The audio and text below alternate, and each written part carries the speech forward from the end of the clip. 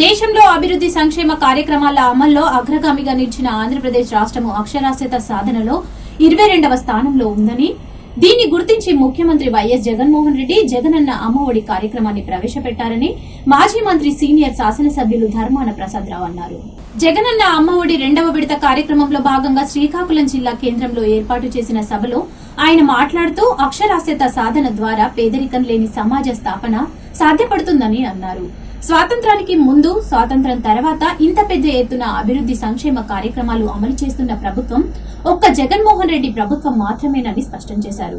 శ్రీకాకుళం జిల్లాలో 3,48,331 మంది ఖాతాల్లో అమ్మఒడి జమ జరిగిందని అన్నారు. రాష్ట్ర పురోగమనానికి అమ్మఒడి ఎంతో తోడ్పడుతుందని అన్నారు. పేదరికం కారణంగా చదువులు మధ్యలో ఆగిపోయినా కుటుంబాలు మరీ ఉండవని అన్నారు. విద్యారంగంలో సరికొత్త అధ్యయనం ప్రారంభానికి అమ్మఒడి ఎంతో ఉపయోగపడుతుందని అన్నారు. ఆంధ్రప్రదేశ్ రాష్ట్ర ప్రగతి పథంలో పయనించడానికి అమ్మఒడి ప్రధాన కారణం కాబోతుందని తెలిపారు. ఈ కార్యక్రమంలో పలువురు అధికారులు, ప్రజాప్రతినిధులు పాల్గొన్నారు. శాసనసభ్యులు, మాజీ మంత్రివర్యులు మనందరి అభినందనలు తెలియజేస్తూ మరి సార్ ఇప్పుడు మాట్లాడాలి విద్య గురించి. అంగన్వాడీ నుండి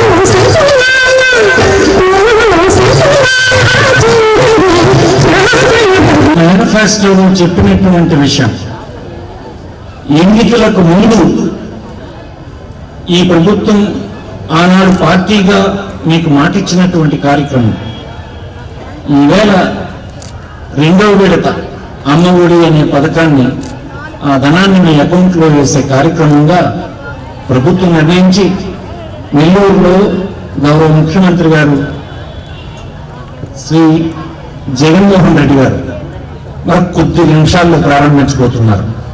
ఆయన మాట్లాడేలోపు ఆయన ప్రధాన ప్రసంగం చేస్తారు. దానికి అవసరమైన ఏర్పాట్లు ఇక్కడ అధికారులు చేశారు.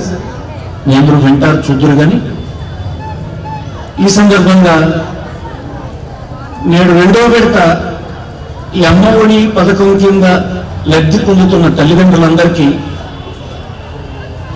శుభాకాంక్షలు చెప్తూ ఉన్నాను. ఈ పథకం ఏ నేపథ్యంలో వచ్చిందో మీకు చాలాసార్లు చెప్పాం, ఇప్పుడు కూడా చెప్తున్నాం. అసెంబ్లీలో కూడా చాలా సుదీర్ఘమైనటువంటి విషయంగా ఇది నేను మాట్లాడాను.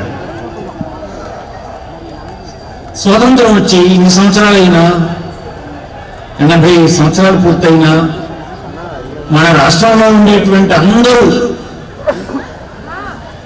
లిటరేట్స్ కాలేదు, చదువురులు కాలేదు. కానీ ఇదే దేశంలో కొన్ని రాష్ట్రాల్లో మనకంటే అధికంగా చదువుకున్నటువంటి వాళ్ళు ఉన్న సంఖ్య, పర్సంటేజ్, కేరళ లాంటి రాష్ట్రాలు చూస్తే 99.8% చదువుకున్నటువంటి వాళ్ళు ఉన్నారు, అక్షర జ్ఞానం కలిగినటువంటి వాళ్ళు ఉన్నారు. కానీ ఇంత అభివృద్ధి చెందినటువంటి ఈ రాష్ట్రం రాష్ట్రాల సరసన నిలబడితే 22వ రాష్ట్రంగా ఉంది. అంటే మనకంటే లిటరసీలో 21 రాష్ట్రాలు ముందున్నాయి. ఎందుకు ఇలా జరిగింది? ఎవరి పొరపాటు? ప్రభుత్వం, తల్లిదండ్రుల, కాకపోతే పిల్లల, సమాజమా, ప్రతినిధుల? ఏదో పొరపాటు వల్లనే కదా జరిగింది. ఇది మనకు అవమానకరం. లిటరసీ పెరగకపోతే అభివృద్ధికి అవరోధం. అన్ని రకాల రంగాల్లో కూడా ముందుకు సాగాలంటే 70% లిటరసీ చేయాలి.